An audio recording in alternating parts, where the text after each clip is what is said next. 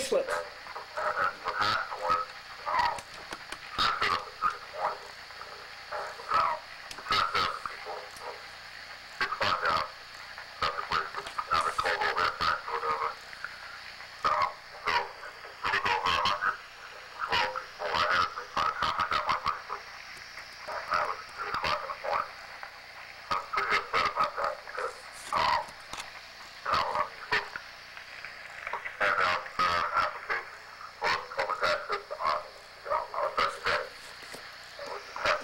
Did you hear that, folks, what happened?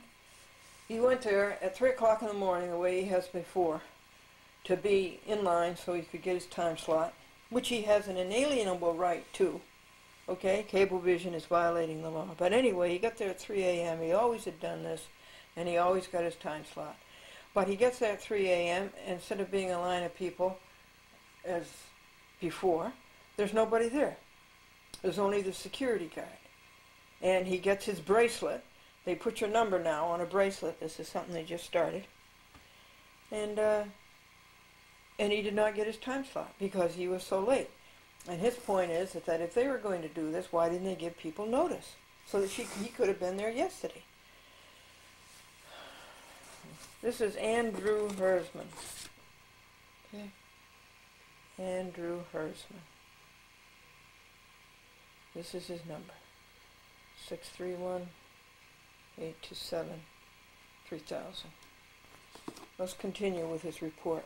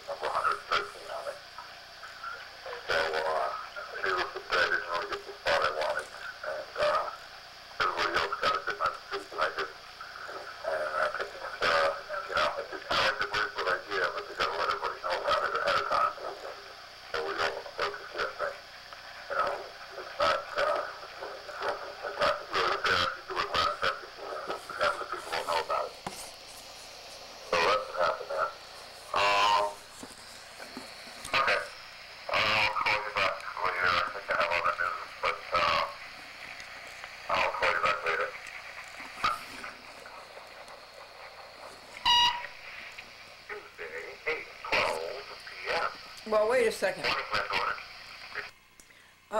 Folks, I'll tell you what Andy says. It's kind of hard to hear it, but what he's saying is that some people showed up the day before and put chairs all over the lawn. It wasn't Charles Dolan who came. It was his son, James Dolan. Charles Dolan is the chairman of Cablevision Systems Corporation, and his son, James, is the chief executive officer. And it was James Dolan who came and said they couldn't have chairs all over the lawn like that. And that they got out this bracelet system, and he did call Diane Bennett, and Diane told Andy that what bothered her was that they had this system long ago for years, and they wouldn't let him put it in effect, and so then he comes along and without any notice it's put in effect. I believe that is the drift. As far as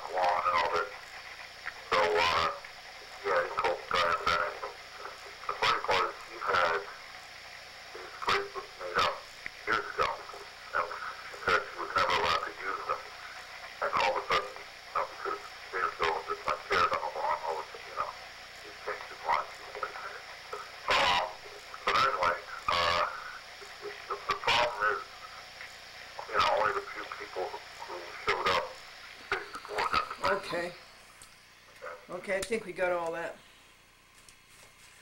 Now let's see what other chats with Glendora there are. Did you hear about the freighter that was carrying a load of yo-yos? and it hit a reef, and it sunk 5 times.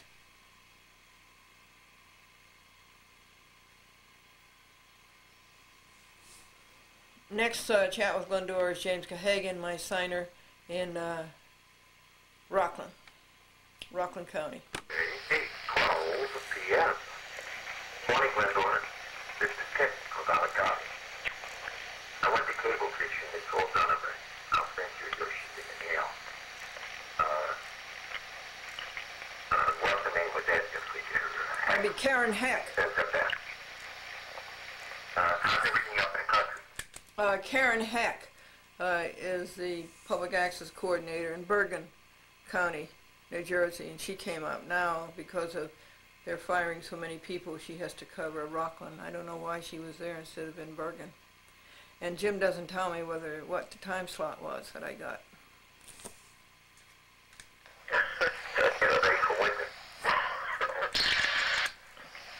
What's the name of that? Just we can. That's that. How's everything up in the country? Very coincident. Have a good day, Glendora. Smiling. Yeah, this is August Tuesday, 9:12, 8 p.m. Next message from Mary Rami. She got the tapes, but they haven't got them to the post office as yet. Oh, thank you, Mary. She got the tapes from Yorktown. Thank heavens. I hope the archives are there and they're safe. 1:33 p.m. This is a message from Pine County Rural Assistant. This is Doreen calling from Bayview Professional Management in regards to an application. Zabby called back and said that my telephone answering machine wasn't working. I don't wonder she's the one who wears it out.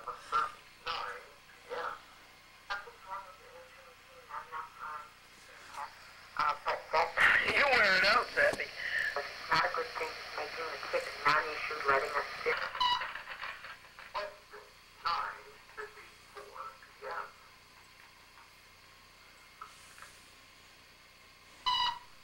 And all messages. Yeah, let me see if you've got these, because those are important messages in the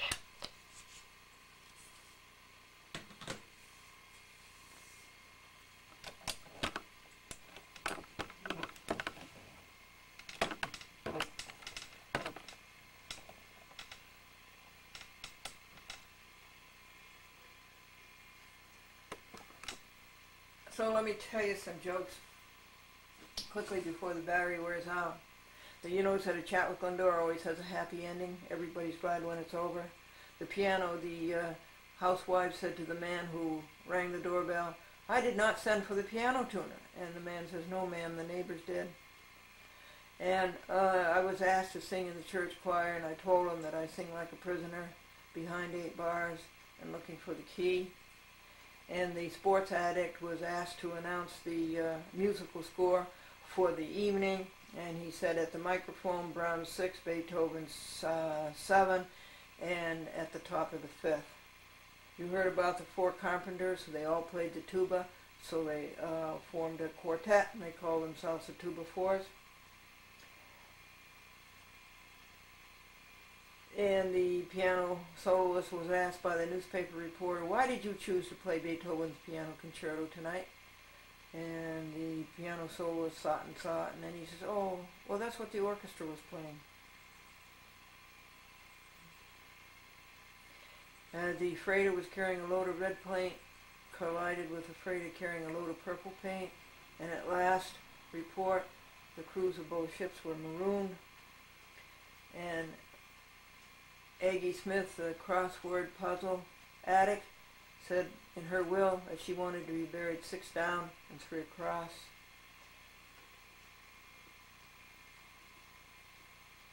In White Plains, a citizen was arrested for failing to pay his bill at a donut shop, and he was arrested for impersonating a police officer. And this week's Clairvoyant Club will not be holding their meeting due to unforeseen circumstances.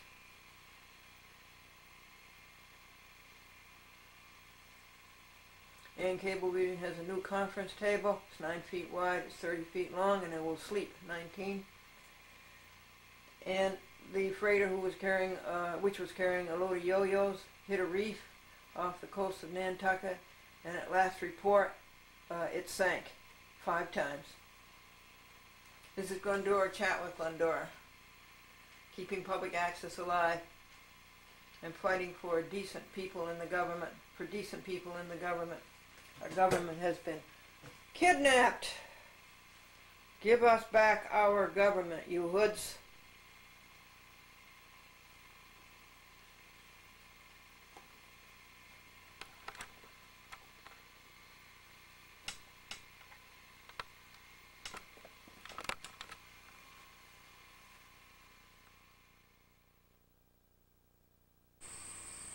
This is a coconut cream pie. Does it look good? I gave a slice to the skunks last night. They liked it. I feed them in these little blue dishes, and in the morning they're clean. Licked clean.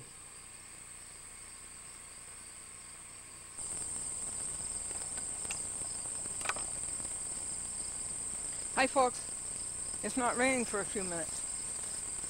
It's been raining for 2 years. Ever since September 2002. I wish that every pig in the world could be this happy. And people would stop doing the awful things that they do to pigs.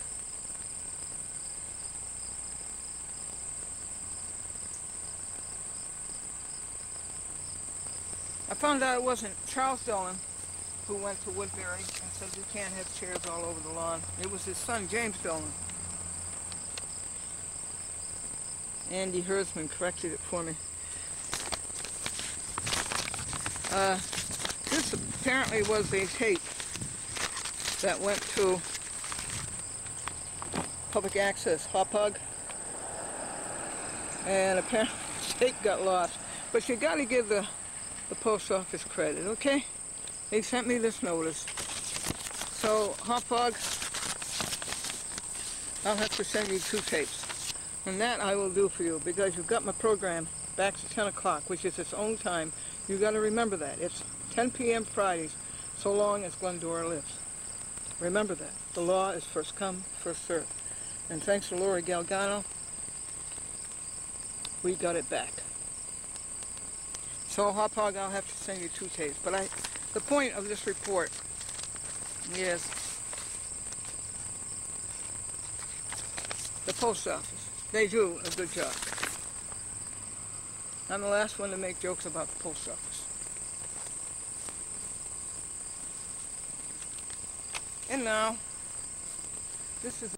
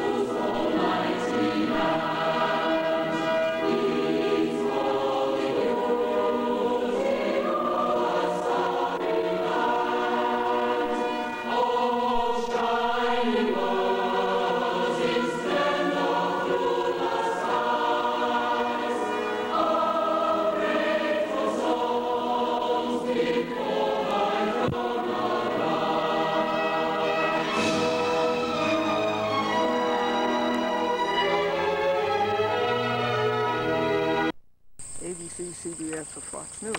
No.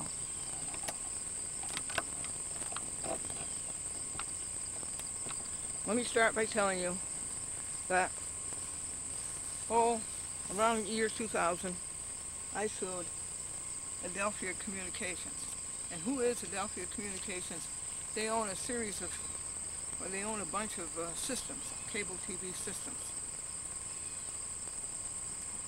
And the man who started it was an immigrant, and he made a lot of money in cable television. And I admired this. And then something happened with him and his sons. And they started spending money, and things took a twist and a turn, and then they couldn't pay their bills. And so, where did I sue them? I sued them in the Supreme Court, County of Westchester, State of New York. And I sued them for not cablecasting the Chatwick Glendora. There was no reason they had for not cablecasting it. A bunch of brats were running around in the basement and made these foolish decisions, which cost them a lot of money. And so the father and the son started spending money, and it was money they didn't have, and it was very sad. They couldn't pay the bills, and so they went bankrupt. Well, then the terrible side of the United States government came along. It's Title 28 U.S. Code 1441. It's called removal, where, like a dictator, the United States government can go into state court and take a case out of state court and bring it into federal court. Now, they did this several times on me. When I would sue federal people in the state court, because I thought it was a fair forum, they would come and rub my case out of state court and take it to federal court.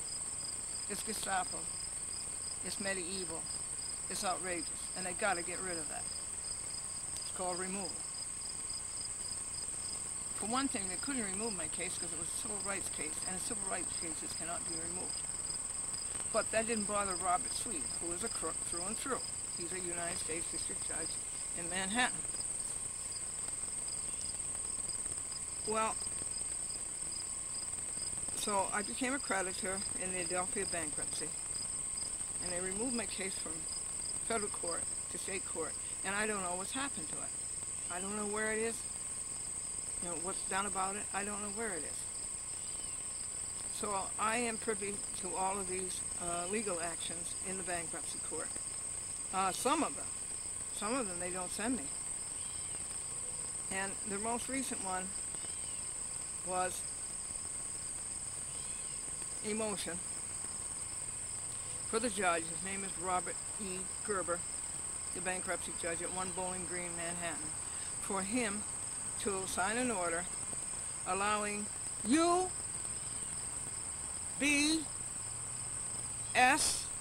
Securities and Allen and Company to be in charge of the sale of the Adelphia cable TV systems, and that they should get $250,000 a month just as a retainer for doing nothing, just as a retainer, and that they should get so many, 23 million for this and 24 million for that, and in the event of this they should get so many million for that, and in addition to that they should get a bonus, and in addition to that they should get expenses, in addition, they are charging so much to sell the Adelphia cable TV systems. They're charging so much to sell it. They will get more than the creditors will get selling it. So I'm suing them all. It's unjust enrichment. Now you stay here just a minute and I'll go get you the orders, the motions that they have submitted to Gerber, and I'll get you my commentary on them. And it's exactly what you expect my commentary would be. And another thing, they don't give you any choice. It's U, B, S, and Allen, and that's it. Supposing another company would sell those securities more cheaply, that would be more money for the creditors. Okay, stand still. Well, I finished writing it, and I started printing it. And usually I don't read the things until they're printed. But this is the kind of thing they do, and this is the kind of commentary I made, the marginalia. And that's 24 pages. And this is an objection. Glendora is adamantly opposed to this. And I keep telling them that I'm reading it to you, and I keep telling them that it's on the network, internet. And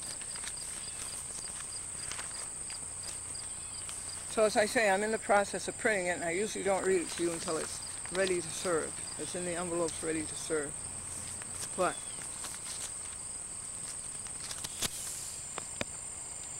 something happened today on the telephone. It's hot news, and I decided to tell you about the lawsuit and my objection to this motion before I do get it ready to serve. One objection is that the judge has got to be pretty dumb. Gerber's got to be pretty dumb. He can't write his own order, so they write it for him. Don't you love that? Don't you love that when lawyers write the order and all the dumb judge has to do is sign it?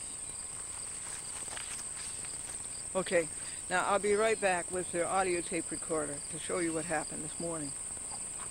So this morning I was doing my 15 minutes a day on Omnibus 23, and naturally I'm going to sue these people, all of them, for unjust enrichment.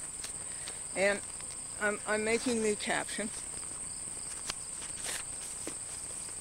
By the way, this is the other paper. There were two of them. One for Lazare Frere and one for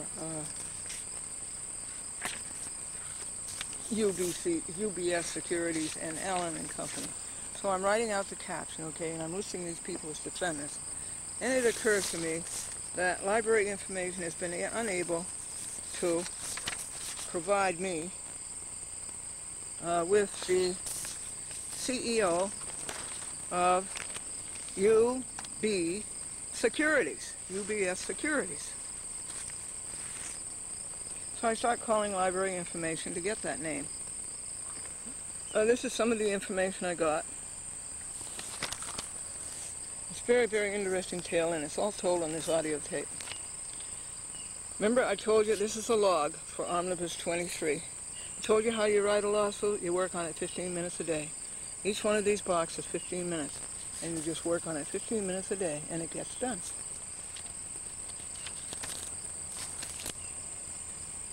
Before you come out of here. Is that right? About noon, huh? Yeah, that hopefully will be okay. Oh, good, Brad. All right. Take care. Yes, bye-bye. Hey, Tom's out here. Oh, okay. Who's this? Joe, Oh, Joe, it's Glendora. how are you? I'm good. How are you? All right. Is Shannon there? No, they're both on a funeral. They're on a funeral. Huh? Maybe this afternoon, all right? Take me through? Oh, yeah, but this afternoon, sure. Okay, Joe. A freighter carrying a load of yo-yos hit a reef off the coast of Nantucket Huh? and sank 5 times. Okay. All right. See you later. Okay, bye. Unless they will not let me pick up my tapes. Okay. Well, I don't know. Is there any day that you could go to Ossining and pick them up? Yeah, I I do. have a hard time getting over there. Hey. I am really squished in here, you know. Yes, okay. I don't know what to tell you there. Maybe we I never get out of here, you know. maybe we can think of something. Do you have a messenger service? Not really. Okay. But something might be able to be done. Is it ready to be picked up now? Yes, but you'd have to talk just to see what... All right. Let me talk to her and see if I can arrange something. No kidding, would you? Yeah, I'll try. I'll see. So tell her that you're sending in that paper, or I'm sending it in. Okay. Yeah, don't call her for about a week. All right. Let me send your paper in first. Yeah. And then, okay. All right, sweetie. Did you know about the freighter carrying a load of red paint No. collided with the freighter carrying a load of purple paint? No. And at last report, the Coast Guard said the crews of both ships were marooned. Nice. All right. Good. I'll see you. Bye-bye. These are a few conversations I wanted you to hear on the way.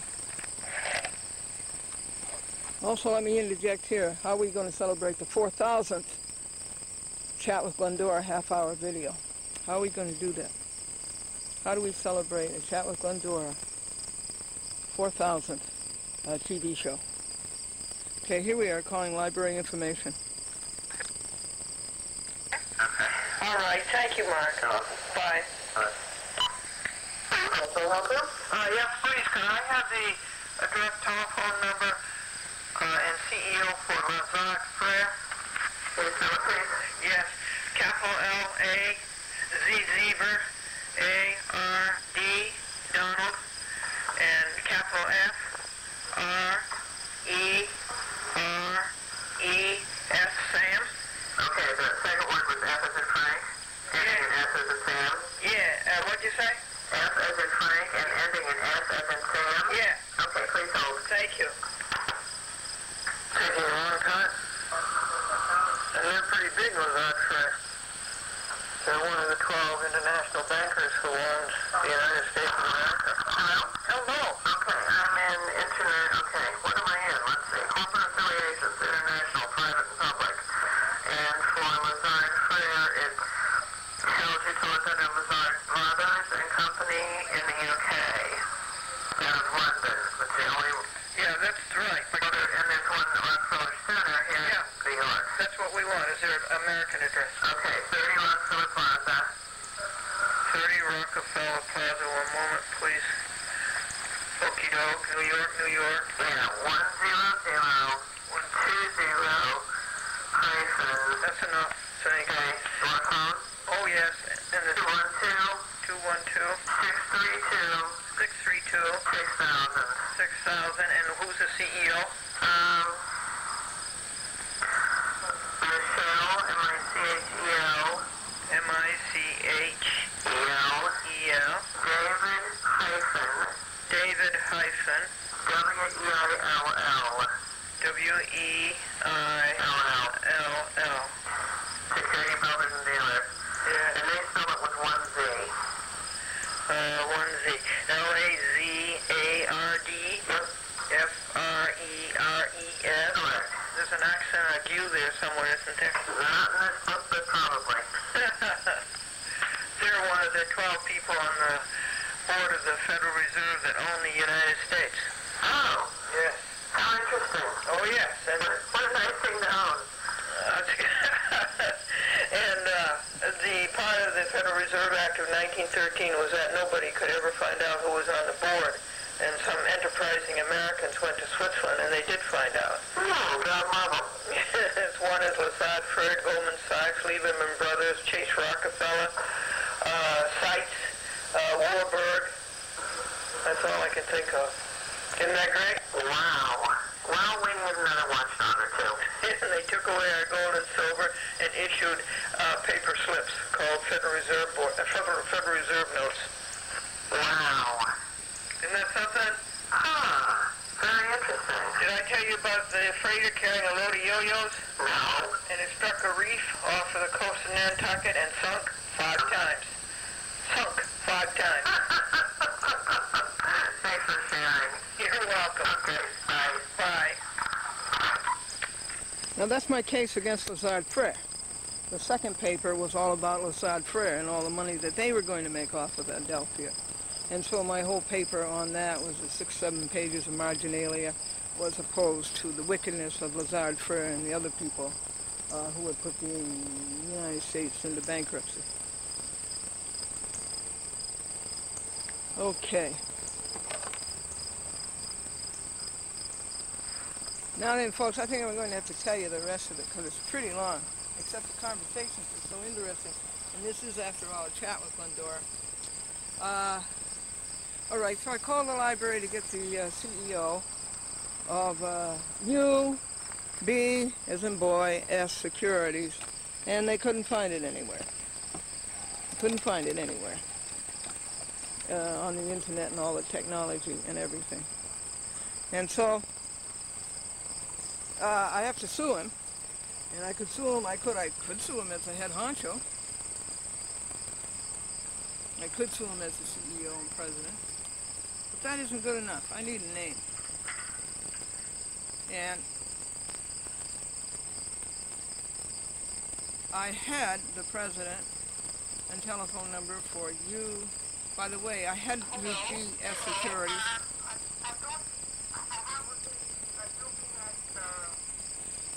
In San Francisco, but I don't think that's where we want to be. got to be New York. And so I called UBS Securities in New York. This I have to play. Okay. So, is Mark Chathams? No. One moment, please. Mark. That's the wrong company. B-boy. Okay. Let me try to find you this other one. So good.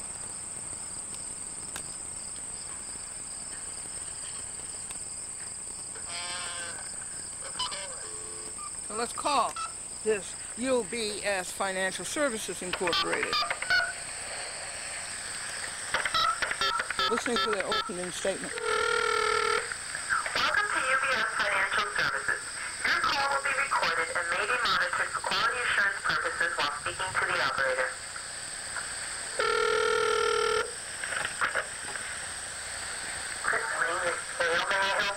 Yes, is UBS Securities the same thing as UBS Financial Services?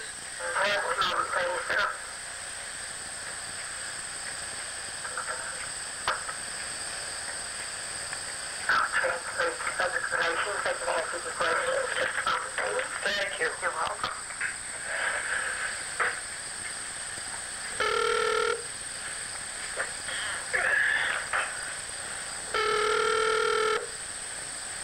Good afternoon, UBS. Good afternoon. Is UBS Financial Services Incorporated the same as UBS Securities? I wouldn't be able to answer that question for you, ma'am. This is technology. I will transfer you over to someone who might be able to help you, okay? Thank you. You're quite welcome. Technology?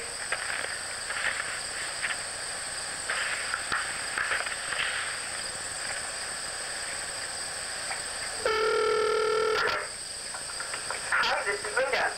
Hello. Is UBS Financial Services Incorporated the same as UBS Securities? Hold on a minute. Who is this? My name is Glendora. Who are you? I'm Rita. Hi, Rita. You're Glendora. Yes. From? What do you mean from? Are you with the company? Am I with a company? Uh-huh.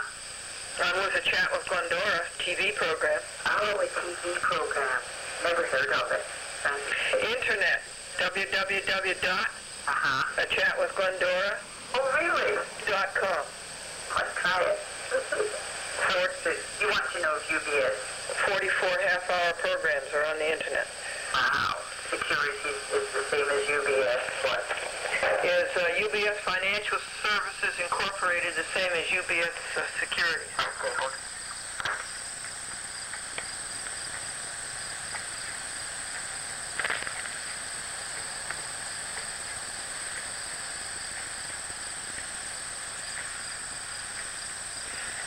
There's lots to record to you here, folks. Yes, ma'am. I'm transferring to Chris Cagle. He's going to explain it all to you. Okay, how does he spell Kegel, please? K-A-G-E-L. K-A-G-E-L? Right. Thank you, Rita. Sure. Hold on.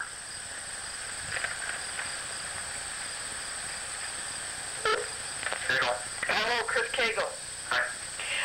Is UBS Financial Services Incorporated the same as UBS Securities? What's this for?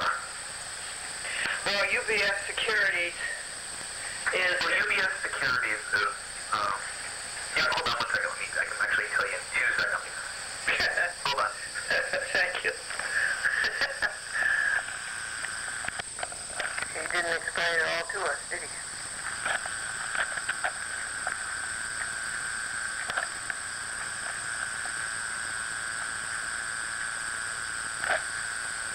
Well, folks, while we're waiting, let me explain this to you.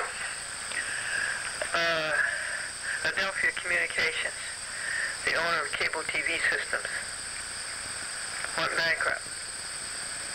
And now, there's a plan afoot to sell it. And UBS Securities and Allen and Company have, well, there's an order before the bankruptcy judge for them to sell it. I am a creditor. And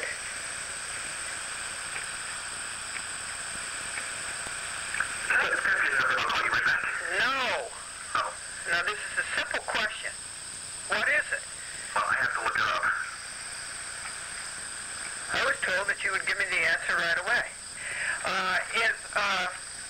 Who is the CEO of UBS Securities? CEO of UBS Securities? I have to look all this up. Well, connect me to somebody who knows. Well, if you give me your number, I'll call you right back. No. UBS Securities is involved in the Adelphia bankruptcy Right. and the selling of the cable TV Yes, system. Securities is our investment. It's the investment bank. It's the broker-dealer name for the investment bank. Are they in 555 California Street in San Francisco? That's one of their offices, yeah. Do they have an office in New York, I should think? They do. Okay, could I have that address? For what? I'm going to sue them. Really? Yes, I'm going to sue them. For what? Unjust enrichment. Unjust enrichment. I am a creditor in the Adelphia bankruptcy.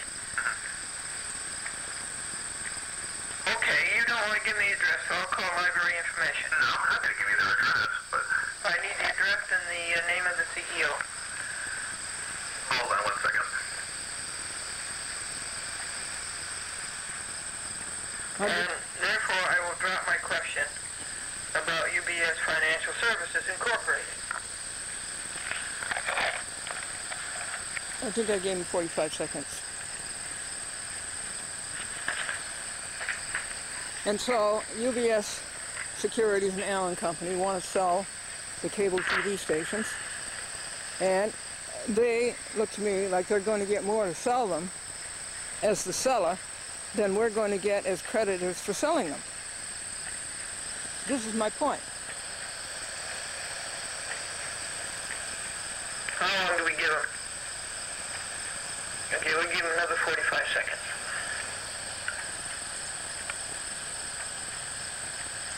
So what was I telling you? I'm opposed. I object. This is an objection that I'm writing to the bankruptcy judge. I object to this. One, I object to it on the basis that no other bidders are there. This is just one company, or two companies acting as... Actually, what I'm going to do is I'm going to give you the name for our legal department. No, never mind. I'll call library information, okay? I mean, this is ridiculous. You're the sixth person I've asked this of. And I dropped my question as to UBS Financial Services Incorporated being the same as UBS Securities. I dropped that question because the proposal to the judge, or the motion to the judge, says UBS Securities. It does not say UBS Financial Services Incorporated. So I'll get this from library information. Thank you. All right. Bye-bye.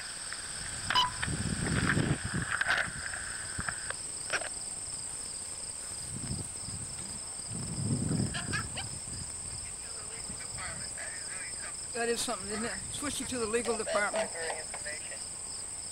You know what the legal department is. The official obfuscators, the official adumbrals. Well, it would have been interesting to see them fool around. But really, we have to get on with this. And I called back to White Plains Library and asked them again, can't you find the CEO for UBS Securities? And they looked and looked and looked, and in all good faith, give them credit. They usually could come up with the answers, but this bothered them. They could not find who is the CEO of UBS Securities. So they gave me a 1-800 number. And guess what this number is? It's the Brooklyn Public Library, particularly the business section. Apparently, they have an esteemed and very special business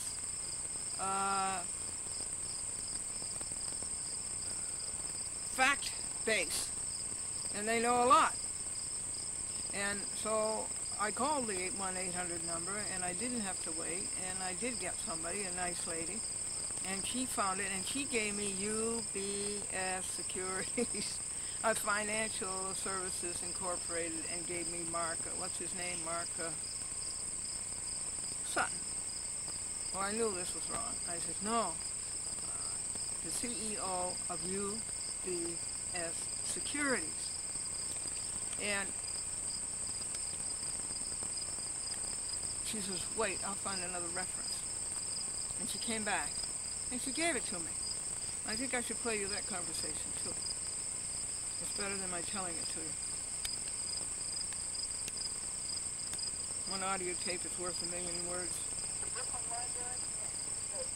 Library. Yeah, they are good. You're right. It was me to White Plains telling them the Brooklyn Library is well known for that.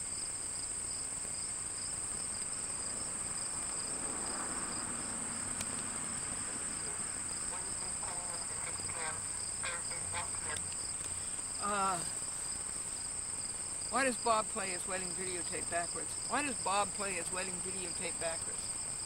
So he can see himself walk out of church a free man.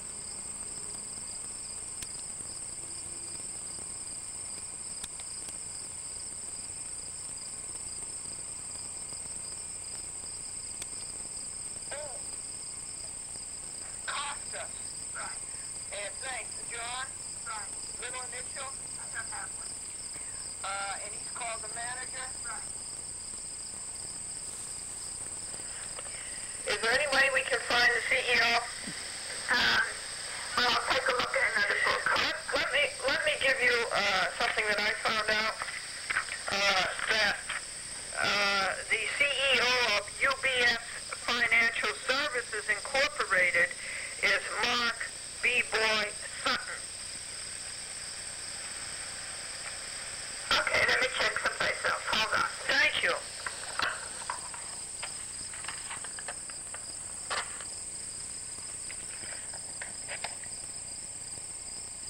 Let me see if I can find your joke while we're waiting.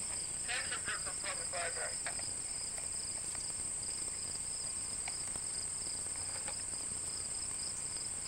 I don't know where we left off, but I know I forgot to turn on the recorder.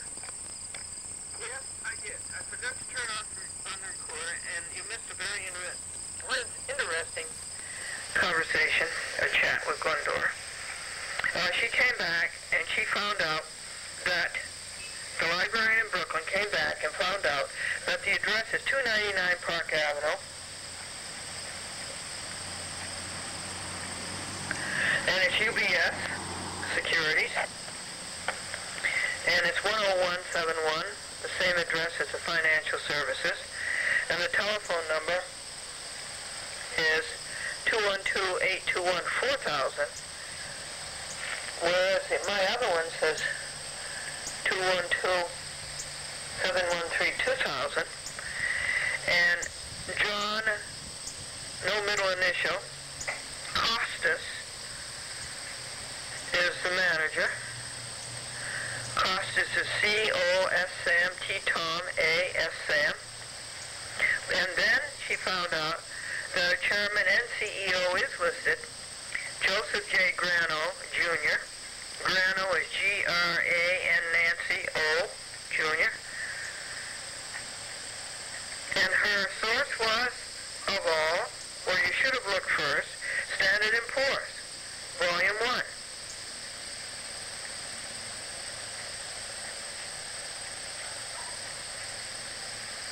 Her first register was Reference USA database, so now we'll have to call White Plains Library and tell them. They should have looked there first. All right, I'm turning off the recorder. Recorder's back on. White Plains Library, 1914. 422 1680. May I remain you? Okay, that was a wonderful number you gave me. Good. Now they found out the name of the CEO. It's Joseph J. Grano, Jr. Okay. And I said, and they gave me the same address that you did, 299 Park Avenue. Okay. But a different telephone number. Oh, okay. And that was interesting. And then I said her first reference, she couldn't find. Her first reference was Reference USA database, and she could not find the name of the CEO. It was not listed. Yes. So then she says, wait a moment. I told her what had happened at White Plains, and she says, wait a moment. And she came back with the name of the CEO, and I said, what was your reference? And guess what it was? Standard & Poor's, Volume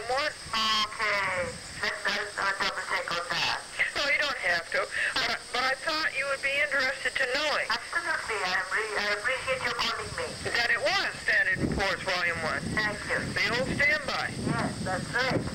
We don't need any more, No. technology too much. No, it's true. Yes. And I agree with you. Okay. Thank you so much. Thank you very much. And thank you for telling me about the Brooklyn Public Library. And I told her that I said apparently when White Plains Library comes to its limit, it goes to the Brooklyn Business Library. And she said, oh, thank you, that she was very interested in knowing that. Okay, thank you. Bye. Bye-bye. Well, I'm thrilled about it, aren't you, folks? Isn't that interesting? Okay, I have to videotape this for you, but first of all, I have to finish the assignment, which was to work 15 minutes a day on Omnibus 23, which is suing these people for selling Adelphia. And it looks to me, for charging more Philadelphia than the creditors are going to get for selling Adelphia. I'll be reading you that paper when it's complete. Okay. So what was that, an hour? And an hour to tell you about it? Do you notice that a chat with Glendora always has a happy ending? Everybody's glad when it's over. And the lady said to the man at the door, I did not call the piano tuner. And he says, no ma'am, it was the neighbors. And when somebody asked me in church if I would sing in the choir, I told them I'd sing like a prisoner behind 8 bars, looking for the key. The sports fan was asked to announce the musical score for the evening. He stands at the microphone and he says,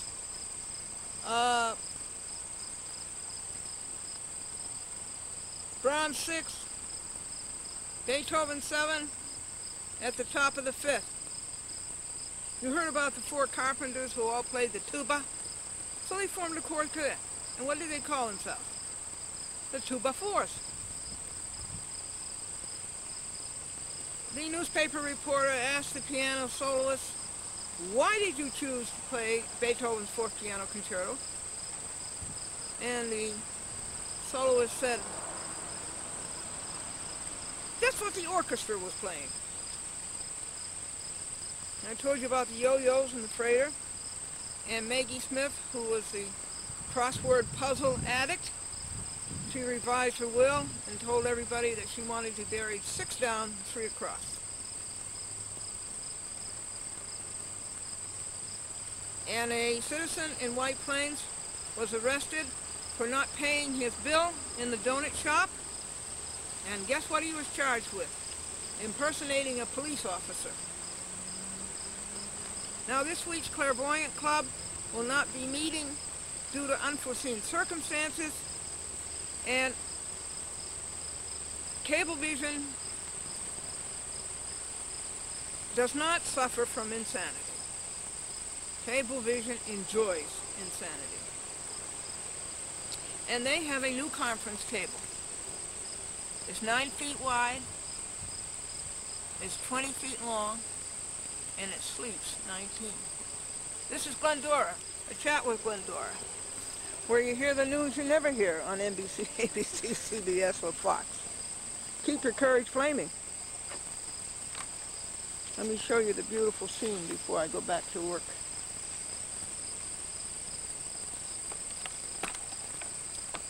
Isn't that lovely?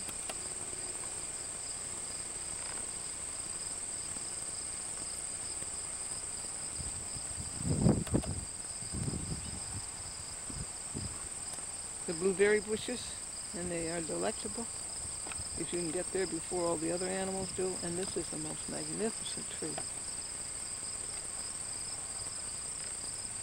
God is a great creator. Now, how are we going to celebrate the 4,000th Chat with Glendora? How are we going to do that?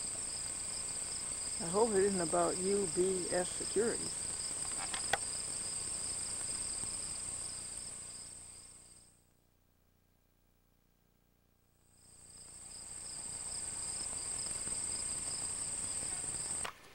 Folks, this is Chris Cook, one of my favorite public access directors and has been for a long time. On the report card, he got an A+. He's up in Albany, Time Warner. A freighter was carrying a load of red paint. Okay. Collided with a freighter carrying a load of purple paint. And at last report, the Coast Guard said that crews of both ships were marooned. Wow, that's a good one.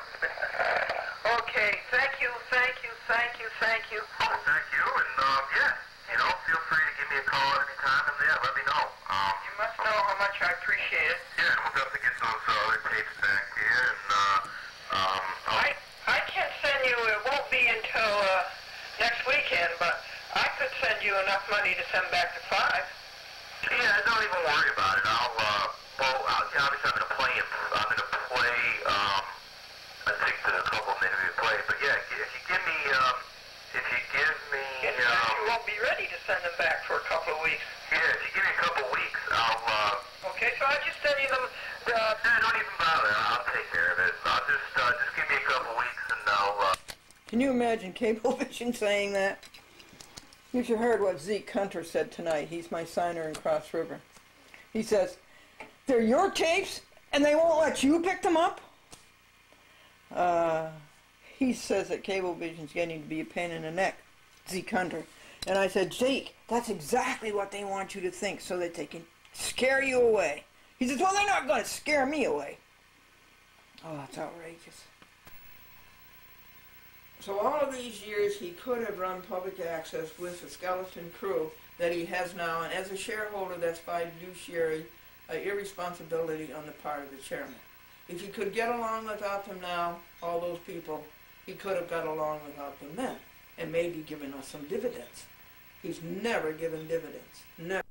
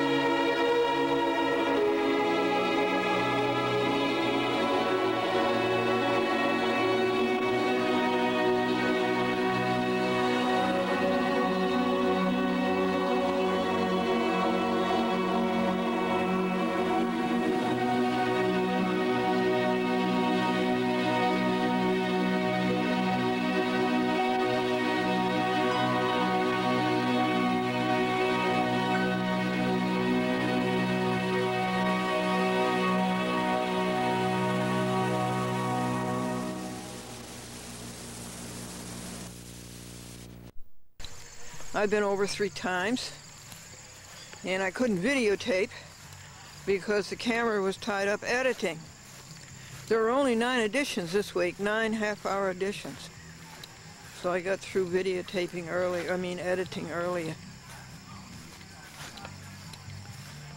On the way over, I'll show you the blueberries. You want some blueberries? They're really delicious. Look at this group right here. Don't those look good? Have some.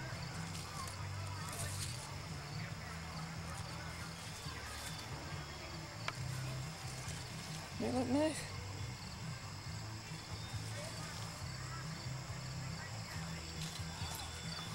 I moved a 1993 Lincoln down so they guests could park in the driveway, but nobody got the word.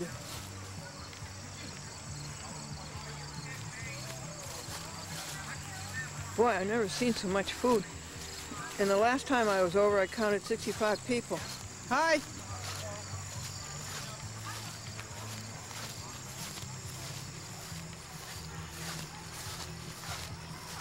So I can't even believe that we got the editing done. It took 11 hours. Now I'm doing the specials. DC TV, Chatham, and Berkshire.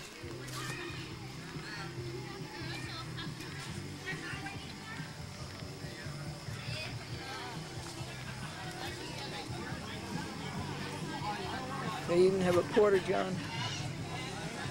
I thought it was a refrigerator. Hey, don't attack my friend. Hey, don't attack my friend. What cheeks? I didn't know. I thought you were. Mitchell, look it. Look it behind That's Caesar's door. Aloha. Steven out here, Sean? Christine, Steven inside? They like it. Hold on. Are we allowed to name Nana, listen to this song. He doesn't like the name Alexa. That's why you say that. Nana, listen. It's not Nana. Alexa. No, not Alexa. My traditional name. What about the name? We're talking about her daughter right here.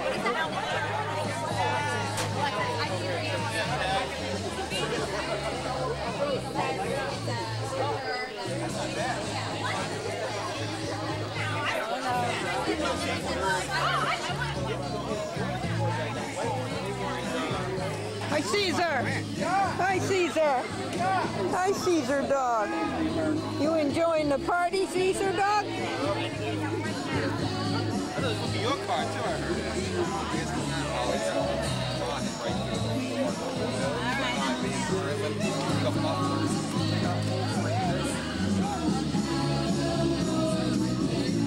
Got the video. There you go.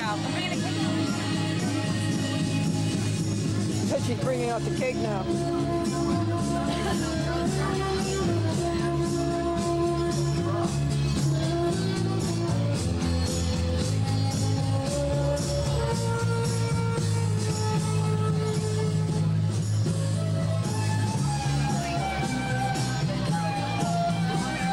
Want to shoot?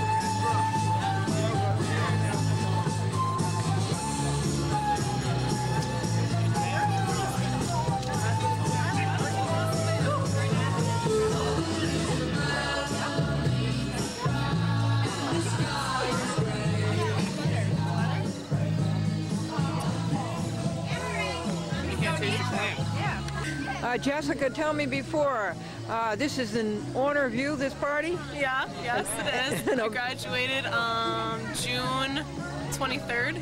June 23rd. I think so, or 24th. Yeah. 23rd, 24th. It was on a Friday, 7 o'clock. So. And you're going to Hudson Valley College? Yep, study business. Business for 2 years? Right, yep. And you know what your courses are for your first year? I have, well, the regular, like English, I have a math class, like an accounting class, and I have macroeconomics, and like, you know, college forum for freshmen. Yes. And some other class too. I don't. That sounds good. Now in 2 years, where are you going? FIT, hopefully. Like FIT, it's a Fashion Institute? of Technology. It's on 7th Ave, the Fashion Ave. Yeah, 7th Avenue and what? In New York City, in Manhattan. Yeah, 7th Avenue and what? 62. I Oh, think, or- okay, it's up that far, huh? Yeah, it's up pretty far. And what got you interested in fashion? My whole life.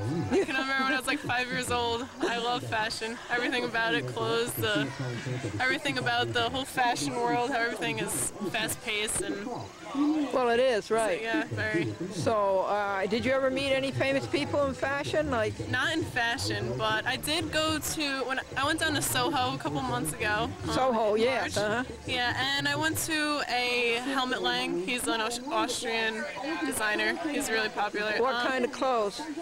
Just like haute couture, high fashion clothing. He's a high fashion designer, and he has like 4 boutiques in the world. There's one in New York, one in Italy, in Milan, and one in Austria, and one in London, I think. Yeah. That sounds right.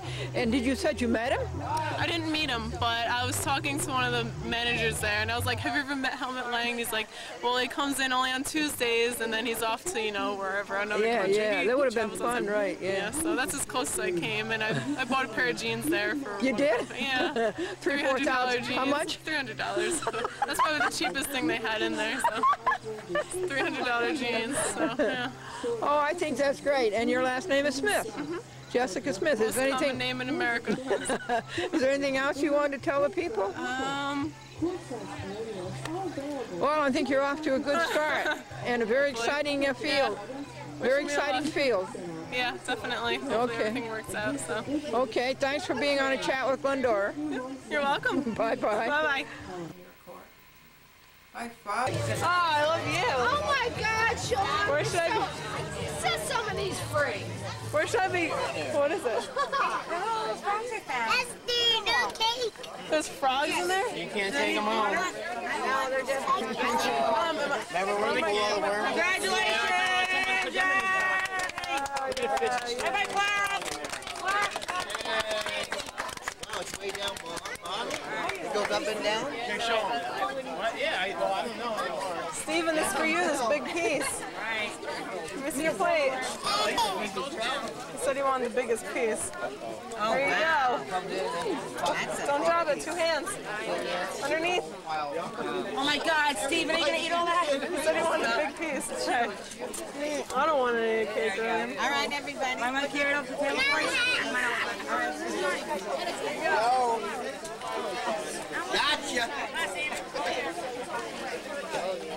Got you with your glasses on.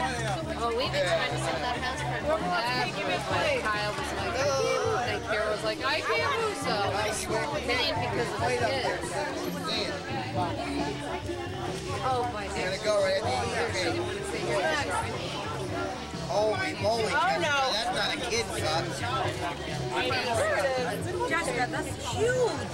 Lisa, why don't you touch Lisa? What do you want me to do? It's for the kids. Yeah, I'll find you. I'll just take a little piece.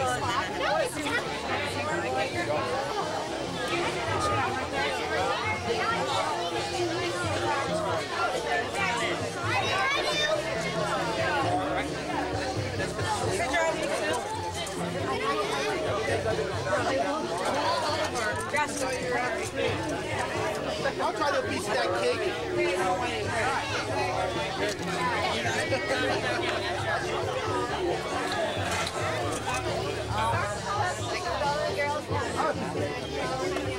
Three of us. Do girl stuff.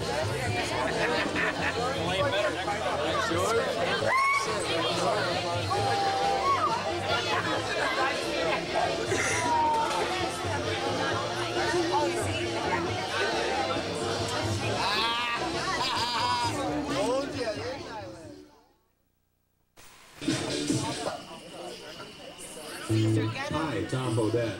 As if bugging us about our weight wasn't bad enough, now they're picking on our pets. Okay, so maybe your dog is getting a bit husky. Perhaps Sparky the Large just needs to get out more, like on a road trip. Pets are always welcome in Motel 6, where you get a clean, comfortable room for the lowest price of any national chain. I'm Tom Bodette for Motel 6, and we'll leave the light on for you.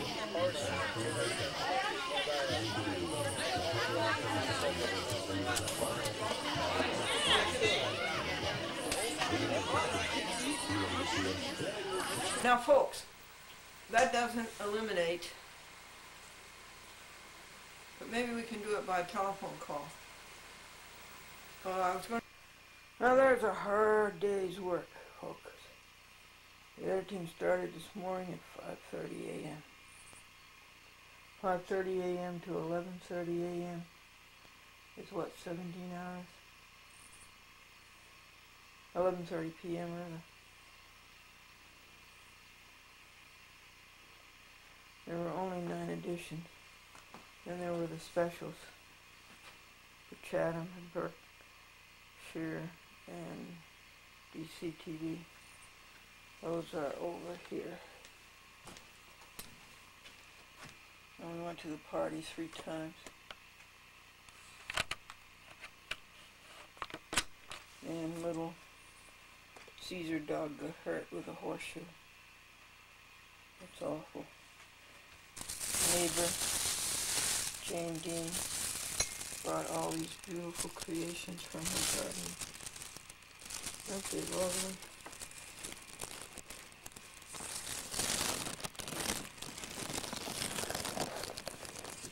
Now these are the archives over here. Another full box of archives.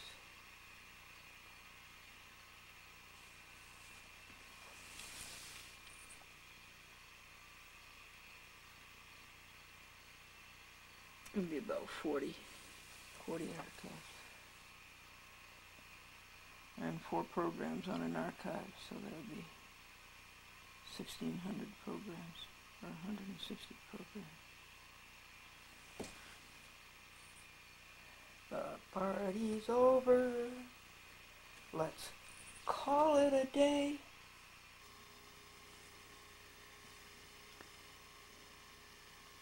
The skunk had an all-night party, I guess.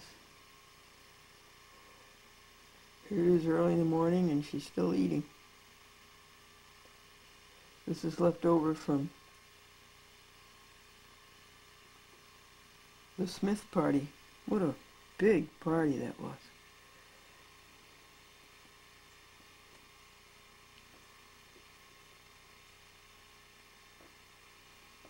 I cleaned this up once.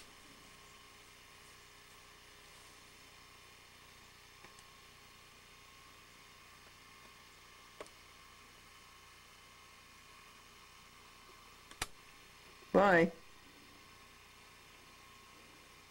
I have to clean it up again. They do not like potatoes unless you mash them and put gravy on them.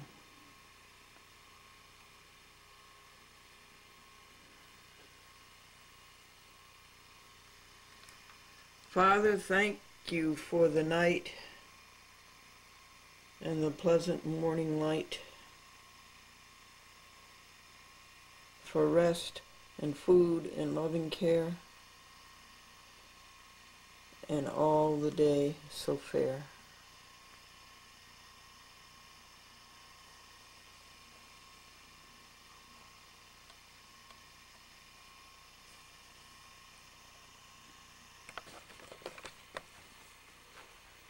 Just as I was turning off the camera, I saw the tail end of a dog. I wondered if it was Caesar. And the doggy ran away. It's too bad. He ran away scared.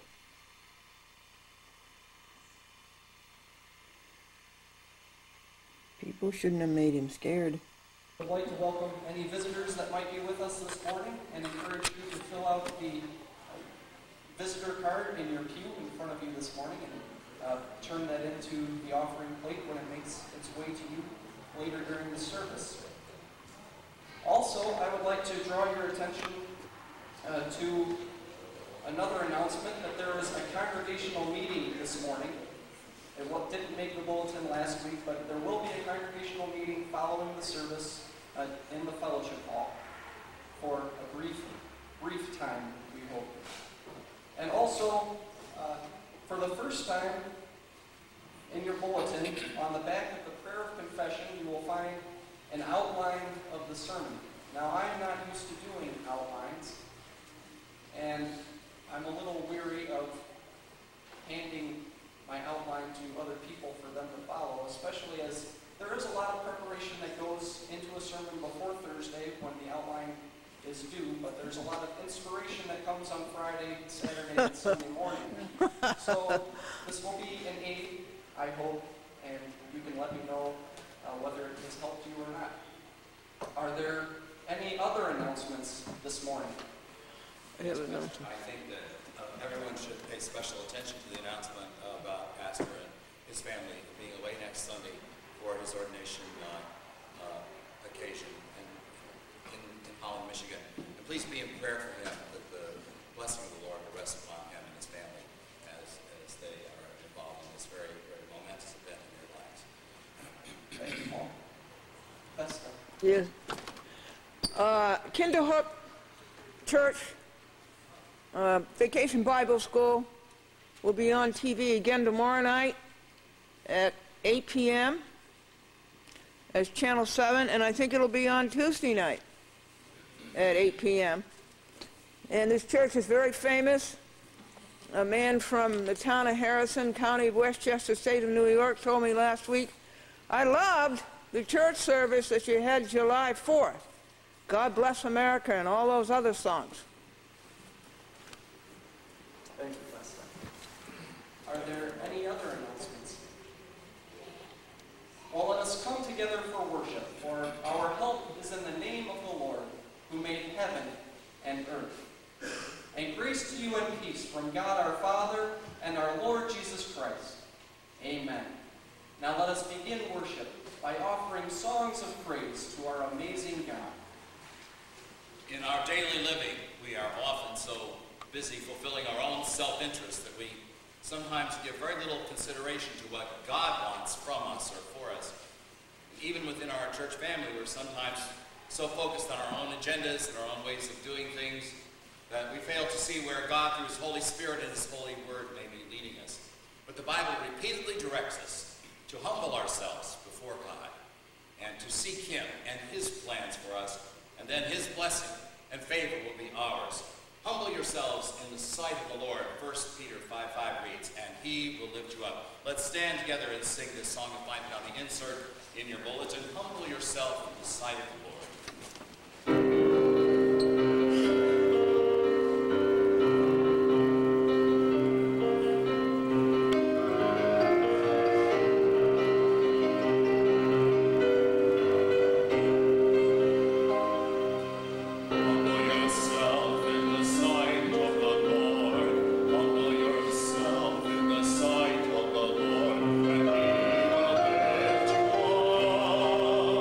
Higher and higher.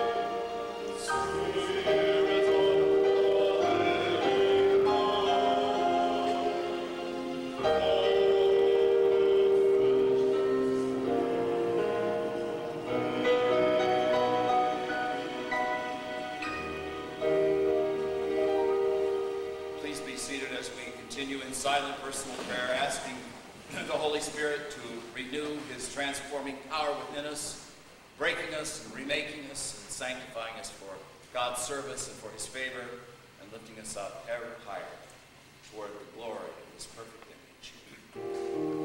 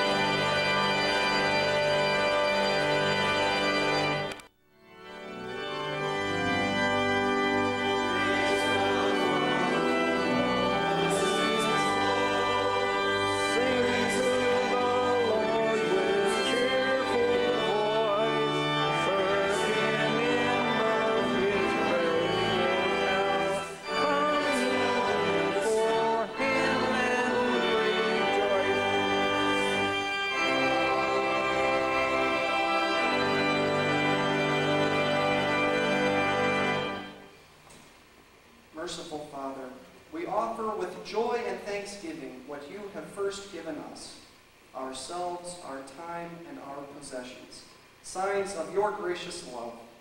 Receive them for the sake of him who offered himself for us, Jesus Christ, our Lord. Amen.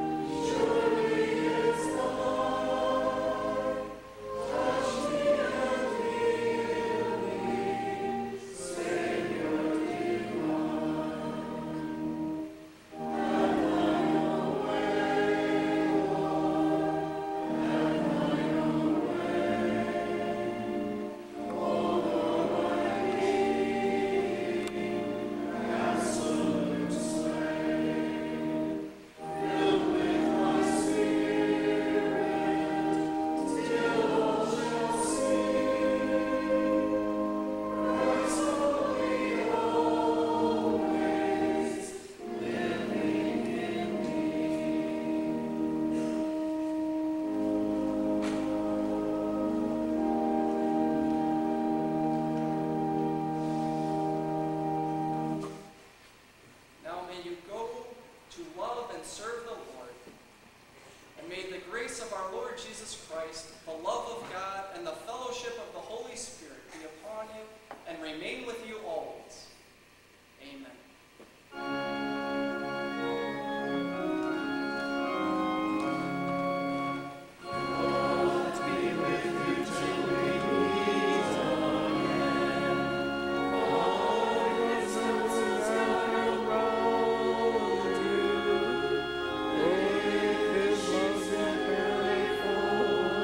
For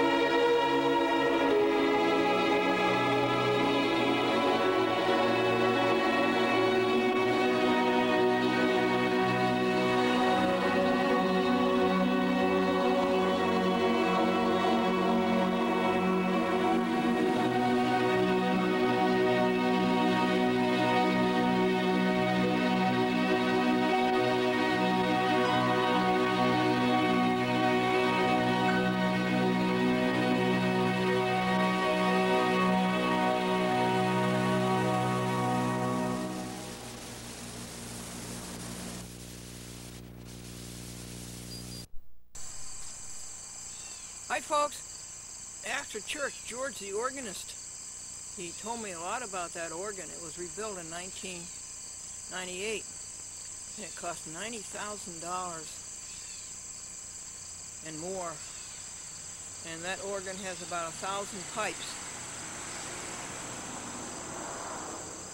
And the pipes of the old organ were up against a beautiful rose window, covered up those windows. So the new people put the pipes around the way you have seen it. You know, here's the window, and the pipes come out like that. And then the other pipes are behind the great big pipes. And some of the pipes are just for decoration. They don't make any music, like some people. But it is a magnificent organ. And the temperature in the church has to be kept to 60 degrees.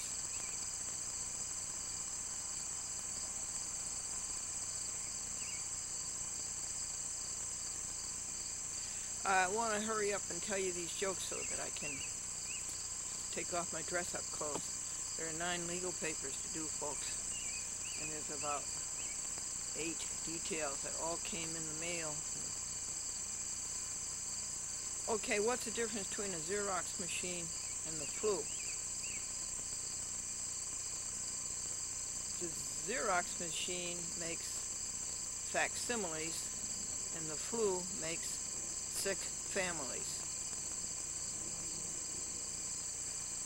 And a man was strolling down the beach, and he picked up a seashell and he put it up to his ear, and a voice said, "Why aren't you working, you bum?" That was his mother-in-law. And Bob said that he went on a half-a-year cruise, and his buddy said, not exactly. He went up the river for 6 months. And I've decided that I give very good advice. My advice lasts for a lifetime. Nobody ever comes back for more. And Caesar, my neighbor dog at that great big party last night, he got hit by a horseshoe. Oh, and he cried so. But I just went and visited him, and he seems to be all right. He certainly is a well-taken-care-of dog. Gosh, my goodness, you're out indoors for 5 minutes, and you get peppered with mosquito bites. Peter sold the house that he lives in for $450,000. He was very pleased. The landlord was kind of upset.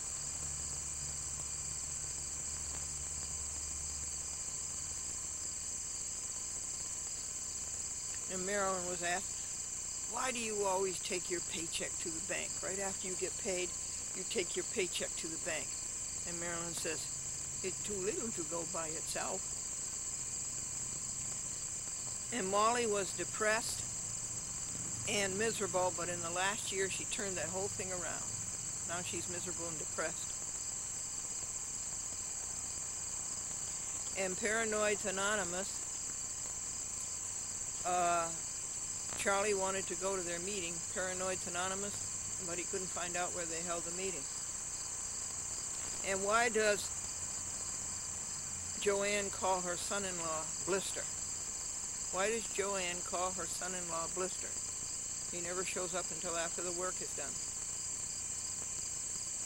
There was this boy, and he had a cute dog like Caesar, and every morning the boy and the dog would go to school together, and every afternoon the boy and the dog would come home together. And they were inseparable until one day something happened, and they had to break up. The dog graduated.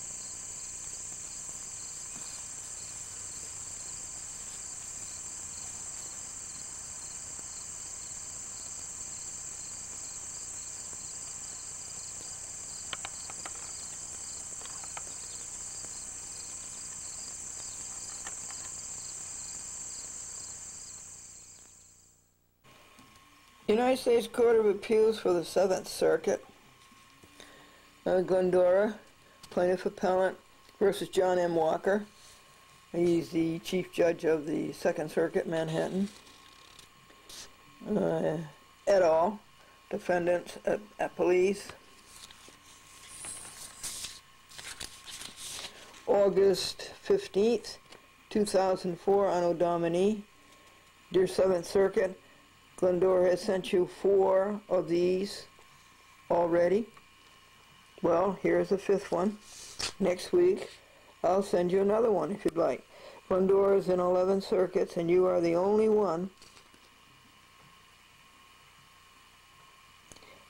which makes such a trouble over this thing called a docketing statement.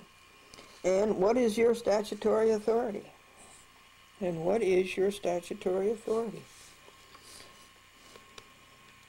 What is your statutory authority for dismissing an appeal for no docketing statement?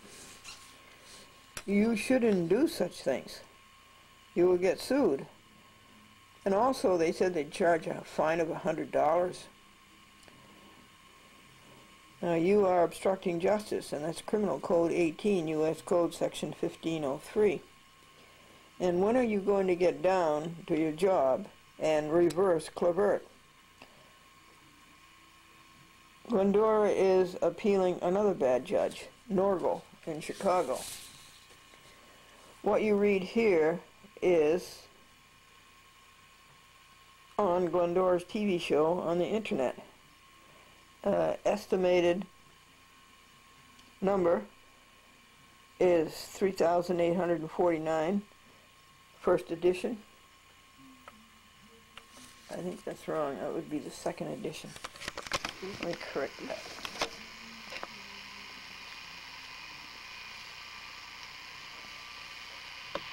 And the estimated time lapse is 3 weeks. Glendora, and here's this foolish docketing statement,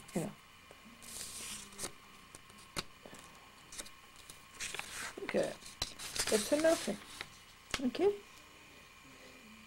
The district court had jurisdiction, 42 U.S. Code, Section 1983, Civil Rights. Jurisdiction of the Court of Appeals. The pro se clerk said I didn't have to fill that in. The appeal is taken from the final decision of the U.S. District Court for the Eastern District of Wisconsin, that's Milwaukee. Entered on June 22nd, the vernal equinox, no, the summer solstice, by the Honorable Charles N. Clavert. Well, I crossed out Honorable. The United States Court of Appeals has jurisdiction to decide this case pursuant to, and I told you we didn't have to fill that in. And the notice of appeal was filed with the district court on July 19th, 04. And they said dated at Milwaukee, Wisconsin, and I'm not in Milwaukee. So I have to cross that out. On the 4th day of August, Glendora, box 124, Ghent, New York, 12075. These people should be cable operators. There's nothing so simple they can't make it difficult. Here's another nightlight shot. This is the repast I gave the skunks tonight. 2 of them have been here and they didn't like what I had out, so they left. I think they'll be back. But grapes. That's good, isn't it? Grapes. 3 plates of popcorn. They love microwave popcorn. Some carrots. You see carrots. And cream filled cookies, vanilla and chocolate. You think they'll like that? We'll check in the morning, see if they did eat it all. Well, let's turn off the night light. Well, that's pretty good, isn't it? And now let's see if I can find out how to put on my camera light.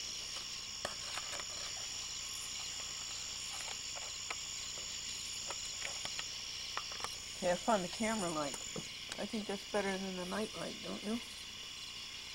Unless we turn off our light.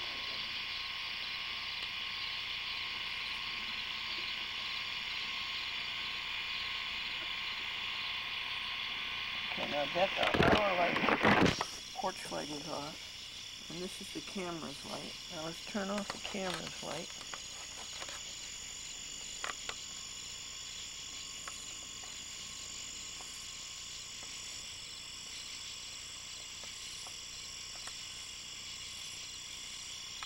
I can't find it. Oh, there it is. Okay. Now, let's put on a night light. That's pretty good, isn't it? Folks, you know, I'm almost coming to a decision. I'm almost coming to a decision. Really, I have to put it this way. I'm hearing a decision that it takes so much work to sue these judges and to answer their crooked papers. And it's such a farce anyway, and they're never going to do what is right by America. And it takes so much paper, and it takes so much money, so much postage, and so much printing, and so many hours. And we're right in the middle of Omnibus 23. What do you say we consider again, as we did last Sunday night, not suing them, okay? And just going onto the network and telling you what they did wrong to double-cross America, and what they did wrong to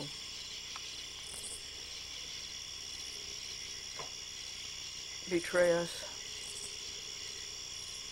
what they did wrong with their lives in waste, and just tell about it on the internet, and that will save paper. That'll save the trees. We'll save all that postage. And send them a notice. I'm not going to sue you, because I know what the result will be. It'll be another dirty judge. Then I'll have to sue that dirty judge, and on it goes. And we covered practically every state in the Union. The United States District Court in every state of the Union. Or the United States Court of Appeals, and including the Supreme Court. It's no good either. You think we can win them over that way? Well, that seems to be the direction that's coming from above. Does that mean that all the lawsuits that we filed are wasted? By no means. That we were doing the wrong thing? By no means. Every one of them has its tremendous value. Does the night light tell you that it's overcast again? Okay? Overcast again, and rain again. Okay, good night, everybody. Beloved, Glendora spent 10 years, 9 months, and 4 days blocking the law-breaking of Charles F. Dolan, chairman of Cablevision Systems Corporation, and all of the hoods that he hires to break the law with him. It started in November 11th, 1993, taking a chat with Glendora off of public access TV in Nassau County. He lost on that one through the courts. It's been back on ever since. 12 file drawers. 2,660 Dolan lies. Glendora has a record of, plus 25,650 pages, 91 volumes, and 9,680 hours and $29,301 in print, post, court fees, stenographer fees, at all. Blocking his law-breaking, violating the rights of shareholders, public access producers, subscribers.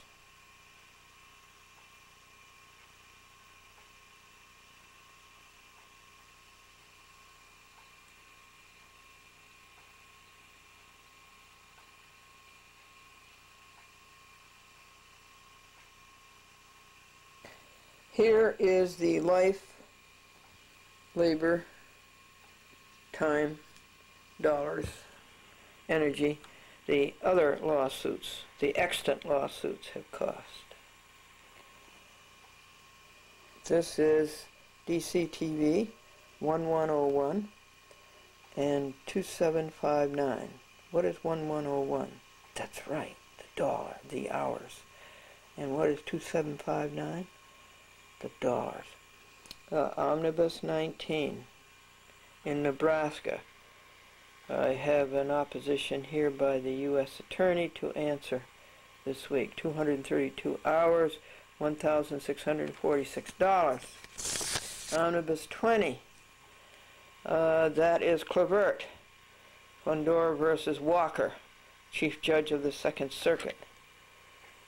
In Milwaukee, this lawsuit is 282 hours, $983. Glendora versus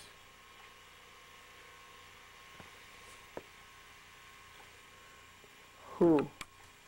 Lasnik, Chicago. Lasnik is a bad judge in Montana. 162 hours, $830. Natalia, Nasty Natalia, Sister Lydia, Mother, Father, Brother Carlos, Referred Country Properties, George C. Dixon, his wife the clerk, Joanne Dixon, and lawyer James Kleinbaum. 460 hours, $1,994. Omnibus 22 in North Carolina, Glendora versus Clavert. 78 hours, $487. A young lawsuit. Internet. So what do you think, folks? This has to stop. The time has to be spent elsewhere. We've made our point. The money has to be spent elsewhere. The labor has to be put elsewhere. So, why don't we stop the lawsuits? Omnibus 23 is being written and has been worked on for a month now. Maybe we won't file it.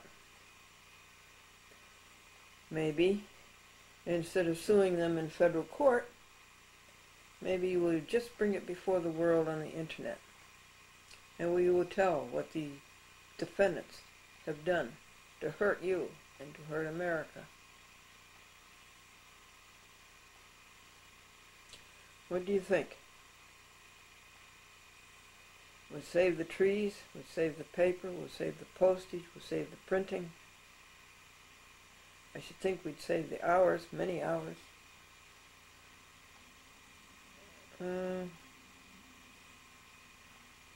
No matter what is written is going to go onto the internet anyway.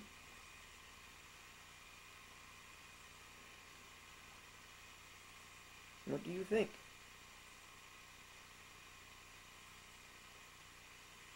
And what are you going to do about celebrating the 4,000th Chat with Glendora half-hour TV show?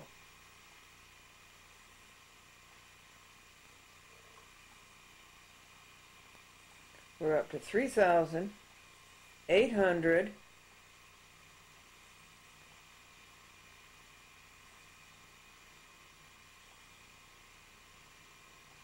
47. So it's 53 more to go. 53 more half hours to go to be 4,000 shows with Chat with Glendora since 1972. We're trying something new, folks, here. This could be very exciting. This is Norgal, a depraved United States District Judge in Chicago. And very exciting paper.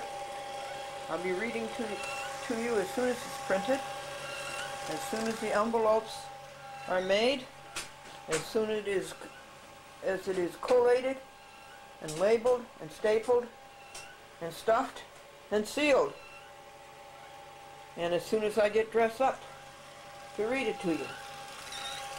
I have to dress up because I have to show respect for my TV audience and for my internet audience. Well there, folks, I think that this paper might be a very important marker in the progress of suing United States judges for betraying America and for double-crossing the public. See this? Charles R. Norgal Sr. Chatwick Glendora on the internet, at Chatwick Glendora on 45 TV stations, and the clerk of the United States District Court in Chicago. This might be a very important step. I'll show you what he did. Okay, I sued a bunch of judges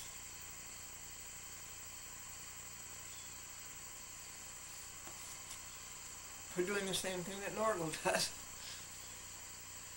And he did the same thing that they did. Now,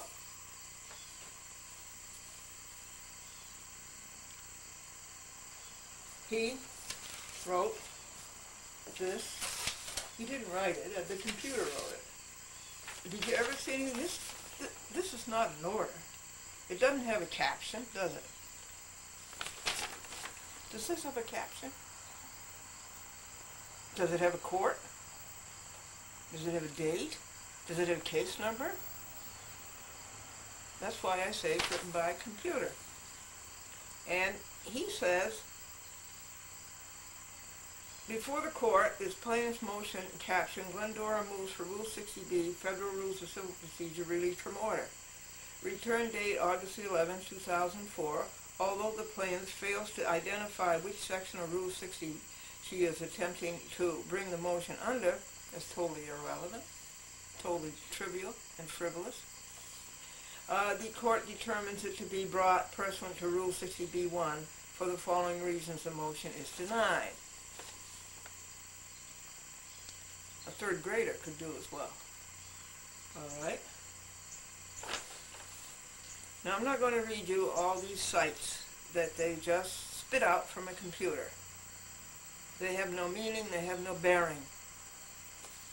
The court has broad discretion to rule on 60B motions, which should be granted only in exceptional circumstances. Well, this court doesn't have any discretion at all.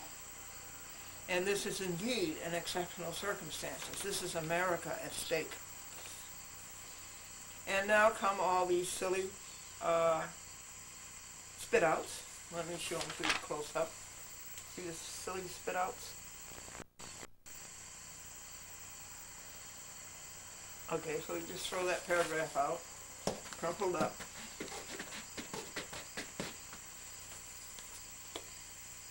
In this instance, plaintiff is requesting that the court reverse its previous ruling, dismissing plaintiff's case for improperly using a pseudonym. I do not use a pseudonym. It was a court who's improper. Glendora happens to be my name. And if you want to see my birth certificate, Norgal, you can see it. And I don't know whether Norgal has a birth certificate or not. I don't know whether he's born or maybe his mother knitted him. I am improperly using a pseudonym when filing this action for failing to properly plead a claim against any of the 60 named defendants in pursuant to Local Rule 41.1. Well, Local Rule 41.1, I'll just tell you, Chicago court, is an obstruction of justice and it's illegal. And I did plead a claim against every one of these defendants. I read you my opposition to Norgal's so-called whatever it is. I stated a claim. I stated the claim in their own papers, and I included their own papers and showed exactly by their own hand how they had broken the law. That's what courts are about. They're about people who break the laws. You don't know that, Norgal. It's about people who break laws and people who should be punished for breaking laws and other people who should be given relief for having the law broken on them. That's what the court is about, Norgal. Dismissed for want of prosecution or by default.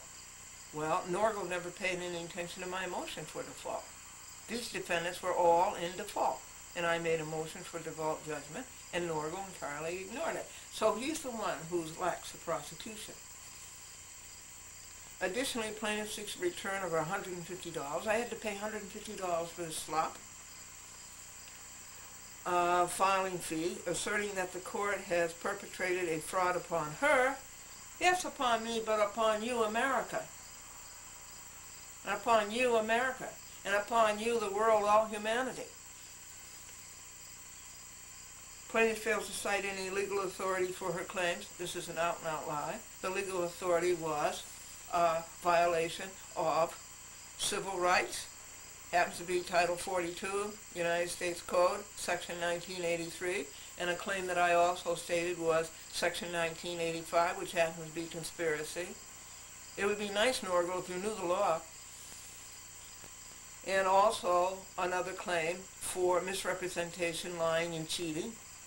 The United States Code, Criminal Code, which is 18, United States Code Section 1001. So these people just lie in broad daylight. Now this is coming from a court of the United States of America. And you have before you a liar, a cheater, and a thief. Wearing a black robe, and all of his little satellite liars, thieves, and cheats all around them, getting taxpayer money. And what's this guy make a year? $140,000 plus for this rubbish? Plaintiff's unsupported assertions are not enough to grant a Rule 60B motion. Well, their unsupported assertions are not enough to deny it. And plaintiff's motion is denied, and it is so ordered. Do you see a signature there? I don't see a signature there. See, it is so ordered. What's showing true is the back side, but I don't see a signature there. Now this is the front side.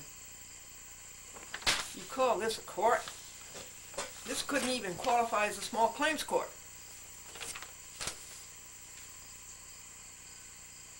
Okay, well, Glendora has a few things to say about this. And this says, received by Glendora on August the 11th, and memo endorsed by Glendora today, August the 16th. And Glendora says, 1, this is slop. 2, this is trivial, frivolous, conclusory, vexatious, and an insult to the United States of America. And I'll add to that, Internet, that it's an insult to you, the world, humanity. This is criminal 18 U.S. Code Section 1001, misrepresentation. Norgal and law clerk should be fined and jailed. And here is the law for that.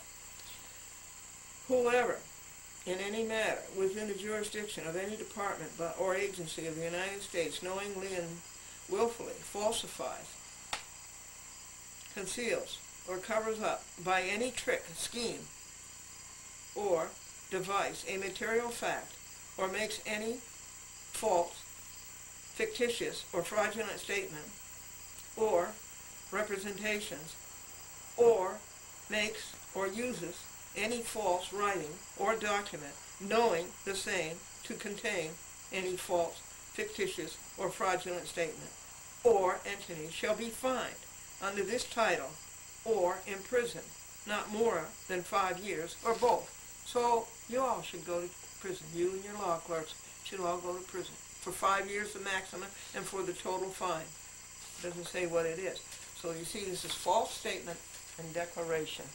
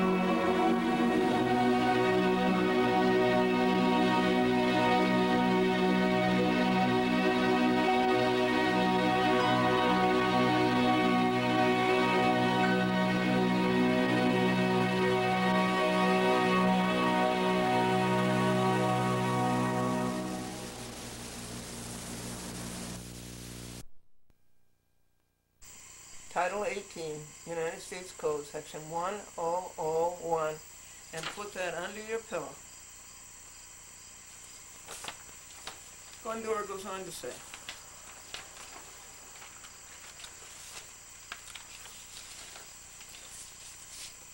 number 4, it is not signed. It is a nullity. It really is a nullity. 5, it is not appealing, but it is appealable. It is infradig, beneath dignity. It is totally illegal.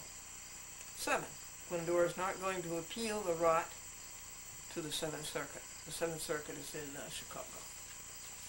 The United States Court of Appeals for the 7th Circuit is in Chicago, where he is a judge in the United States District Court. In fact, they are in the same building. Glendora is not going to appeal this rot to the 7th Circuit. Please take notice that Glendora appeals the scribble of no title, of no caption, of 7/30/04, July 30th, 04, of Charles R. Norgal, Sr., United States District Court, Northern District of Illinois. Glendora appeals to the world at internet set www.achatwithglendora.com. She appealed the so-called scribble in its entirety. Glendora is appealing in forma pauperis because she has wasted her life savings on the incompetent judges like Norgal, who betrayed the United States of America. He and his lives have kidnapped our government, and we must rescue it. Got a good government, folks. It's been kidnapped. Norgal and accomplices flunk Americanism. The $105 will be better used to help. Yeah, we gotta help people. Americans. The estimated number of this expose on the internet is program number 3849, second edition. Let's see how close we get to that. The estimated time is the second week of September 2004. So Norgal, tune in. You're not getting away with it. The world knows. Is that what you want the world to know about you? And God above has known it about you for a